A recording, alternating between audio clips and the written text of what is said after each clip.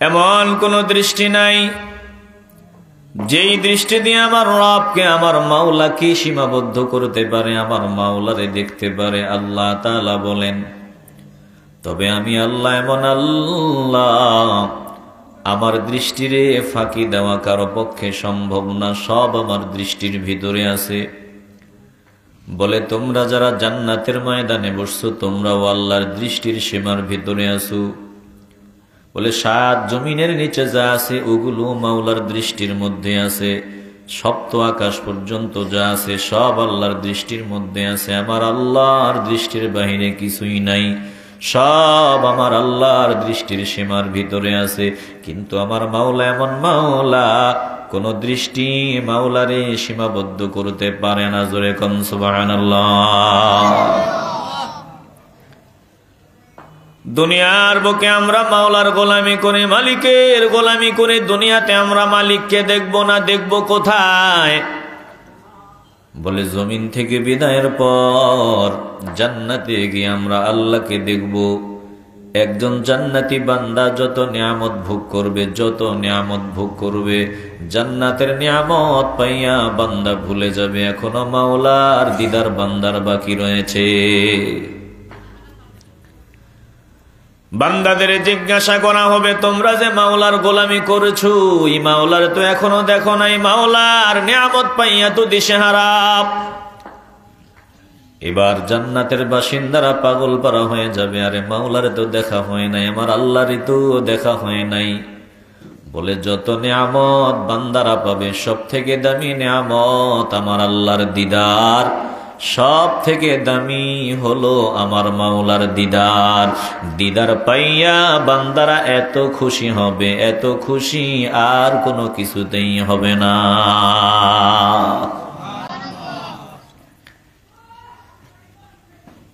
বলেন তো, আমরা আল্লাহর দিদার চাইনি? আগ্রহ নাই। চাই কেমনে জানি কইছে, মানে মরার মতো কইছে, মন চায় না। একটু দিল থেকে মানুষ কেমন জানি আমরা গাদ্দার গাদ্দার আচরণ শুরু করে দিছি। প্রধানমন্ত্রীর সাক্ষাৎ চাও, আওয়াজ এরকম হইতো না, আরো বুলন্দ হইতো। আপনি কি করাই দিতে পারবেন? সামনে নিয়ে দিতে পারবেন? প্রধানমন্ত্রীর সাক্ষাৎ আমি চাই না মানে চাই। বান্দা তুমি মন্ত্রীর সাক্ষাৎ চাও বলে চাই, বরং মন্ত্রীর কাছে যাওয়ার জন্য বান্দা পাগল। কতটা পাগল বলে, কাছে যাইতে পারলে সেলফি তুলিয়া গাছের উপরে ঝুলায় দেয়, দেখ আমার পাওয়ার অনেক বেশি। সরাসরি মন্ত্রীর সাথে আমার ছবি মানুষ নজর দিয়ে দেখবো, যে বল্টুরে দেখা যায় গাছের উপরে, বড় নেতার সাথে ছবি। এখন তো সব নেতা গাছে, এত বড় বড় ব্যানার, এত বড় বড় জিনিস বানাইছে কাঠ দিয়া মজবুত করে, এগুলো ছুটে পড়ে, অনেক সময় গাড়ির উপরে পড়ে, মানুষ দুর্ঘটনার সম্মুখীন হয়। বিভিন্ন পয়েন্টে পয়েন্টে ছবি, অমুক নেতার সাথে অমুক বাড়ির অমুক ছেলের ছবি, খুব আনন্দিত। এ মুসলমান নবীর আশিকের দল, তুমি দুনিয়ার নেতার সোহবতে যাওয়ার জন্য পাগল, আমার আল্লাহর দিদারের জন্য তোমার কোনো ইচ্ছা নাই, আকাঙ্ক্ষা নাই, জবান দিয়া আওয়াজ বের হয় না। শুনিয়া লও কপাল পোড়াদের লক্ষণ, এগুলো কপাল পোড়াদের লক্ষণ। একটা জবানও বন্ধ রাখা যাবে না। একটু ইমানের আওয়াজ দিয়ে বলবেন, আমরা মাওলার দিদার পেতে চাই কি চাই না? মাওলার দিদার সব থেকে আনন্দের। বলে মাওলারে দেখি নাই, মাওলার কথা কত মধুর। জীবনে কতবার বান্দা সূরা ফাতিহার তেলাওয়াত শুনেছো? বলে যত শুনি ততই মজা। এখনো নজর দিয়ে দেখবেন কোরআন তেলাওয়াত চলতেছে, সামনে রমাদানুল মোবারক। আমগো দেশে পার্টি দুইটা, গ্রুপ দুইটা। এক গ্রুপ বলবে আমরা সূরা দিয়া তারাবি পড়বো, ছোট ছোট সূরা, যত ছোট 20 রাকাত যদি 30 মিনিটে পড়া যায়, ইমাম সাহেব বড় ভালো। যত ছোট নামাজ তত ভালো। ওরা খুশি, বলে 12 রাকাত, 8 রাকাত, 20 রাকাত দরকার নাই, 8-এর গ্রুপ বেশি, কম যেখানে ওখানে আছে না নাই? কথা কয় না, আছে না নাই? 8-এর পার্টি আমগো দেশে আসেনি তো। নবীজি 8 রাকাত তো সারা বছর পড়তেন। নবীজির 8 রাকাত তো সারা বছরের আমল, সব সময় পড়তেন। তো রমজানের তারাবি কই? রমজানে স্পেশাল কিছু আমল তো নবী করতেন কই? 20 রাকাত হযরত ওমর রাদিয়াল্লাহু তাআলা আনহুর সময় থেকে এটা ইজমা হয়েছে, এটা চলে আসছে। বলে ওমরও বেদাতি। আর আস্তে কোন নামাজুবিল্লাহ, কপাল পোড়া। রমজান আসতেছে, যত কম তত খুশি। আরে তুমি যত বেশি করো তত খুশি হও, যত বেশি করবা তত আনন্দিত হও। কারণ কষ্ট যত বেশি করবা এটার পারিশ্রমিক তত বেশি পাবা, পারিশ্রমিকও তত বেশি পাবা। কষ্ট যেখানে বেশি, পারিশ্রমিকও বেশি। চিল্লায়া বলতে হবে, ঠিক কিনা? এ মুসলমান নবীর আশিক, একটু দিলটা নরম করিয়া দাও। মাওলার দিদার সব থেকে আনন্দের, সব থেকে মজার। জমিনে একদল বান্দা আছে, না না না, আমরা তেলাওয়াত শুনবো, তেলাওয়াত শুনবো, খতমে তারাবি পড়বো, ভালো হাফেজ দেখো, যাতে আমগরে স্পষ্ট করিয়া একেবারে পরিষ্কার করে আমগরে কোরআন শোনাইতে পারে। কোরআন শোনার জন্য বান্দা পাগল।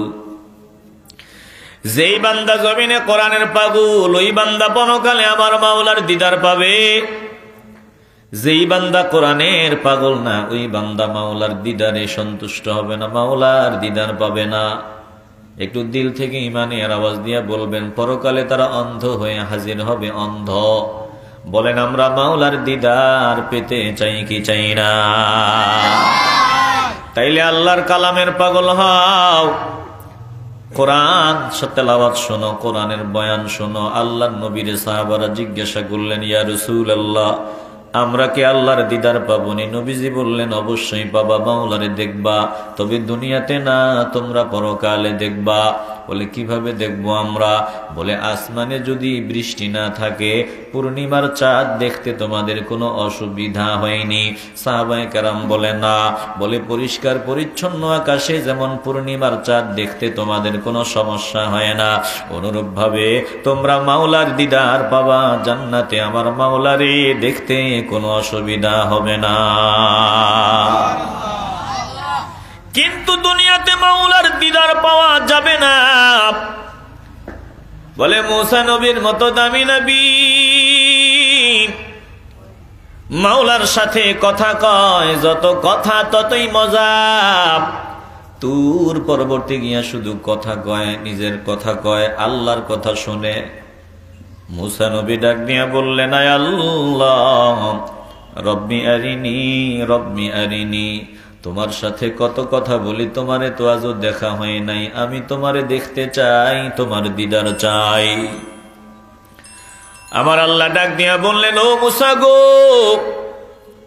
আমার সাথে কথা বলো, কিন্তু আমারে দেখার এবিলিটি তোমার ভেতরে নাই, আমারে দেখতে পারবা না। বলে আমারে দেখার মতো অবস্থা তোমার ভিতরে নাই, আমারে দেখতে পারবা না। মুসা নবী বললেন, আল্লাহ, আমি তোমারে দেখতে চাই। আল্লাহ জবাব দিলেন, না না না, লান তারানি, কখনোই তুমি আমারে দেখতে পারবা না। মুসা নবী ডাক দিয়া বলে, আয় আল্লাহ, আজ তোমায় দেখিনি, ও প্রিয়তম, আজ তোমায় দেখিনি। তোমার বাণী লাগে কি যে মধুর, তোমার বাণী লাগে কি যে মধুর, যতবার শুনি আজ তোমায় দেখিনি। ও আল্লাহ, আজ তোমায় দেখিনি। আল্লাহ বললেন, মুসা রে মোর পাবে না তুমি আমার দিদার। আল্লাহ বললেন মূসা রে মোর পাবে না তুমি আমার দিদার। তবু মূসা বললেন রব্বি আরিনি, তবু মূসা বললেন রব্বি আরিনি। আল্লাহ বললেন লন তারানি, আজ তোমায় দেখিনি ও প্রিয়তম, আজ তোমায় দেখিনি। এ মুসলমান নবীর আশিকের দল, মূসা আলাইহিস সালাম আমার মাওলারে দেখতে চায়। আল্লাহ বলেন মূসা গো না না না, আমারে দেখতে পারবা না। কিন্তু এই মেরাজ, নবীর মেরাজের মাস, আমার নবী এমন সৃষ্টি বলে অন্য কোন সৃষ্টির সাথে কোনো দিক থেকে আমার নবীর তুলনা চলে না। বলে আমার নবীর কি চক্ষু ছিল না? হ্যাঁ ছিল, কিন্তু আমার নবীর চক্ষু দুনিয়ার কারো চক্ষুর মতো না। আমার নবীর জবান দুনিয়ার কারো জবানের মতো না। আমার নবীর হাত মোবারক দুনিয়ার কারো হাতের মতো না। আমার নবীর পা মোবারক দুনিয়ার কোনো মানুষের পায়ের মতো না। বলে দেখতে মানুষের মতো, কিন্তু ভিন্নতা আকাশ চুম্বি। জোরে কোন ঠিক কিনা? ভিন্নতা আকাশ সমান। নবীজির দৃষ্টি ভিন্ন, দৃষ্টি দিয়া জান্নাত দেখা যায় না। আল্লাহ তাআলা নিজেই বলছেন হাদিসে কুদসি, আ'দাতু লিইবাদিয়াস সালিহিন মা লা আইনুন রাআত ওয়ালা উযুনুন সামিআত ওয়ালা খাতারা আলা কলবি বাশার। সুবহানাল্লাহ বের হয় না? বলে আমি আমার প্রিয় বান্দাদের জন্য এমন জান্নাত বানায় রাখছি, এমন নিয়ামত রেডি করে রাখছি, এমন জান্নাত যে জান্নাত কোনো চোখ দেখে নাই, কোনো চোখ দেখে নাই, এরপরে কোনো কান শুনে নাই, কোনো অন্তর কল্পনাও করতে পারে না, এমন নিয়ামত আমি রেডি করে রাখছি। এই মুসলমান নবীর আশিকের দল, আমি আপনাদের সামনে আওয়াজ, আপনাদের কাছ থেকে জবাব চাই। বলেন আমার নবী জান্নাত দেখছেনি? আসতে বলবেন না, একটু আওয়াজ লাগবে আপনাদের। আমার নবী জান্নাত দেখছেনি? কিন্তু সহিহ হাদিস, এমন কোন চোখ নাই, এমন কোন কান নাই, এমন কোন হৃদয় নাই যেটা দিয়ে উপলব্ধি করতে পারে যে নেককার বান্দাদের জন্য আল্লাহ কি বানায় রাখছে। কোন চোখ দেখে নাই, তো আমার নবী জান্নাত দেখছে। তাহলে নবীর সাথে দুনিয়ার কারো তুলনা চলে? আসতে বলবেন না, চলে? নবীজির সাথে দুনিয়ার কারো তুলনা চলে না। কোন চক্ষু নাই যে চক্ষু দিয়ে আমার মাওলারে দেখা যায়, কিন্তু আমার নবী মাওলারে দেখছেন। যদিও এখানে মতানৈক্য আছে, কিন্তু দিন শেষে আমরা সবাই বলবো নবীজি আল্লাহরে দেখছে, কারণ আমার নবীর চক্ষু এটা ভিন্ন কিছু। জোরে কোন সুবহানাল্লাহ। বিরক্ত হইতেছেন মনে হয়? মুসলমান নবীর আশিকের দল, তাইলে জান্নাতীদের কাছে আল্লাহর দিদারের চাইতে আনন্দের আর কিছুই হবে না। যদি আপনারা দিল থেকে মাওলার দিদার চান, একটা জবানও বন্ধ রাখবেন না, আওয়াজ দিয়ে বলেন আমরা মাওলার দিদার পেয়ে ধন্য হতে চাই কি চাই না? যারা মাওলার দিদার চায় তাদের চলা ফেরা, উঠা বসা, চাল চলন সব কিছুতে ভিন্নতা থাকবে। যারা মাওলার পাগল, যারা মাওলার দিদার চায়, তারা চিন্তা করবে এক সেকেন্ডের জন্য মাওলার নাফরমানি করা যাবে না, আমার আল্লাহর নাফরমানি করা যাবে না। আল্লাহ সন্তুষ্ট হন এমন কোনো কাজ করা যাবে না, এমন কোনো কথা বলা যাবে না।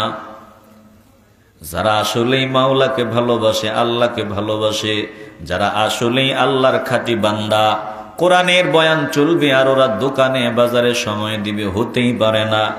বলে আল্লাহর বান্দা কারা খাঁটি বান্দা? শোনো, যেই বান্দাদের সামনে কোরআনের বয়ান হয়, বান্দা জান্নাতের বাগানে ফকিরের মতো এসে বসে যায়, এই বান্দাগুলা আসলেই আল্লাহর খাঁটি বান্দা, মহব্বতের বান্দা। জোরে কোন ঠিক কিনা? এখানে বয়ান চলতেছে, আমি মাগরিবের আজান হয় ঠিক এই সময়ে গাড়ি দিয়ে আমি আসতেছিলাম, আসতে খুব কষ্ট হয়েছে।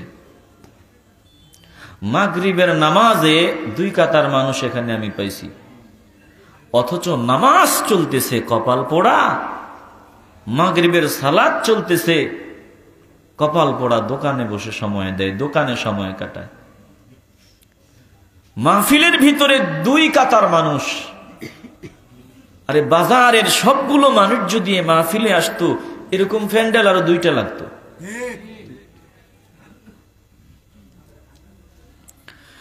বুঝে থাকলে আওয়াজ নিয়ে বলবেন, নামাজের সময় জান্নাতের বাগানে একদল নামাজে দণ্ডায়মান, কোরআনের বয়ান চলতেছে, একদল বান্দা জান্নাতের বাগানে ফকিরের মতো বসা,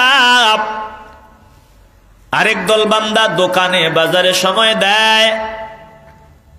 আপনাদেরকে জিজ্ঞাসা করা হলে আপনারা বলবেন আমি মুসলমান, আল্লাহর বান্দা, নবীর উম্মত। যারা কোরআনের বয়ান হয়, এই মাহফিলের ইন্তজাম হয়েছে, এখানে সুন্দর বাগান বয়ান চলতেছে, বলে যারা দোকানে আছে বাজারে আছে তাদেরকে জিজ্ঞাসা করো তুমি কি আল্লাহর বান্দা না, তুমি কি মুসলমান না। ও মেজাজ গরম করে তোমাকে উল্টা পাল্টাও বলতে পারে, বলে কি বলেন, আমি আল্লাহর বান্দা না, আমি মুসলমান না। মুসলমান নবীর আশিকের দল, ওরাও মুসলমান, আপনারাও মুসলমান, সমান না, তফাৎ আছে, ব্যবধান আছে। বলে দুনিয়ার সব বান্দা সমান না, ব্যবধান আছে, কিছু বান্দা আদবওয়ালা, কিছু বান্দা বেআদব। দুনিয়ার সব আল্লাহর বান্দা, হিন্দুরাও বান্দা, খ্রিস্টানরাও বান্দা, বৌদ্ধরাও বান্দা, মুসলমান আমরাও বান্দা। বলে সব বান্দা সমান না, ব্যবধান আছে। কিছু বান্দাকে আল্লাহ ভালোবাসেন, মহব্বত করেন, কিছু বান্দাকে আমার আল্লাহ এত ভালোবাসেন না, মহব্বত করেন না। জোরে কোন ঠিক কিনা? এই মুহূর্তে যারা আমার সামনে বসছেন, আপনাদেরকে আল্লাহ ভালোবাসেন, মহব্বত করেন, আপনারাও আল্লাহকে মহব্বত করেন। এই জন্য ঠান্ডাকে উপেক্ষা করে ফকিরের মতো জান্নাতের বাগানে বসলেন। এই যে আমি কথা বলতেছি খুব সতর্ক, বলে আমার প্রত্যেকটা কথা সংরক্ষণ করা হয়, প্রত্যেকটা কথা সংরক্ষিত হয়, ভুল বলা যাবে না, কারণ ধরা পড়ে যাব। যে বান্দা খাঁটি আল্লাহর বান্দা, ওই বান্দা গোটা 24 ঘন্টা সিসি ক্যামেরার আওতাধীন আছে, সিসি ক্যামেরায় আছে, ক্যামেরায় আছে। বান্দা যত কাজ করে, যত কথা কয়, সব কিছু একজন জানেন, একজন সংরক্ষণ করেন। ইমানের আওয়াজ দিয়ে বলেন তিনি কে? এমনিতে তো তিনি সব দেখেন, আবার সংরক্ষণের আলাদা ব্যবস্থাও আসেনি। কথা বলে না, আসেনি? বলে ডিউটি আছে, ফেরেশতারা আছে। ওয়া ইন্না আলাইকুম লাহাফিজিন কিরামান কাতিবিন ইয়ালামুনা মা তাফআলুন।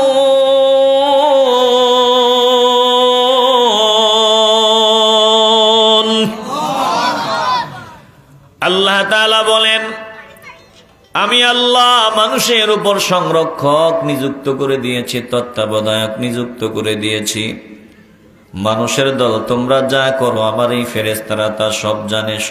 সম্মানিত আমল লেখক বৃন্দ গোটা জিন্দিগির সবকিছু লিপিবদ্ধ করতেছে। তোমরা যা করো তারা সবকিছু জানে। এ মুসলমান নবীর আশিকের দল, তাহলে সবকিছু কিন্তু রেকর্ড হইতেছে, লিখিত আকারে সংরক্ষিত হইতেছে। শুধু লিখিতভাবে সংরক্ষিত হয় না, বলে ক্যামেরার মতো সবকিছু রেকর্ড হচ্ছে।